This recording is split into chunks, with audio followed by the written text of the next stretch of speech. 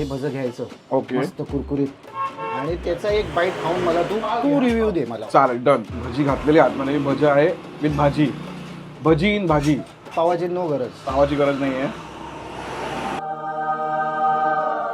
So काय spot आहे एकदम घर आहे कोणाचं तरी कुठे अरे घरगुतीच आहे सगळा विषय. आपल्याला खायचे आज हॉटेल जनता. हे हॉटेल जनता. हा ओल्ड मुंबई गोवा रोड आहे. अच्छा इथे सावंतवाडी इकडे कुडाळ. आता आपण ट्राय करूया हे भाजी मिक्स भाजी आहे आज. हे आता जसं आपण म्हणालो की गोव्याला पातळ भाजी मिळते तसा प्रकारचे आहे. टोमॅटो बटाटा ऍक्च्युली मटर पण यूज करतात. तर खाऊन बघूया हे.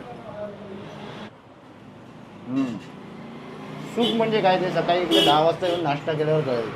हे खाऊन काय त्रास होणार नाही. अजिबातच काही नाही. जास्त. तर ह्याची एक दुसरी पद्धत आहे खायची ट्रॅडिशन हा की हे भज घ्यायचं ओके मस्त कुरकुरीत गरम गरम हाताने मस्त आहे. फोडायचं अच्छा आणि ते त्या असं? भाजीमध्ये घालायचं. असं करून हा कुस्करून मस्त घाल आणि त्याचा एक बाईट खाऊन मला तू रिव्ह्यू दे मला. चालेल डन. भजी घातलेली आतमध्ये भजी आहे विथ भाजी. भजी इन भाजी.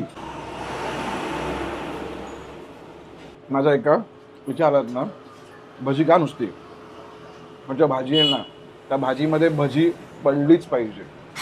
कारण एक तर भाजीमध्ये ना त्याच्यामध्ये क्रंचीनेस येतो त्या भजीमुळे आणि त्या भजी चव पण आहे ना ते बेसन मस्त त्याच्यात मिक्स होतं आणि ह्याचं एकदम कॉम्बिनेशन आहे ना ग्रेट. आणि कांदा कुरकुरीचा मस्त लागतो त्याच्यामध्ये खायला. जर तुम्ही भजी टाकलीत ना भाजीमध्ये तरी भाजी बनते गोल्डन थम्स अप.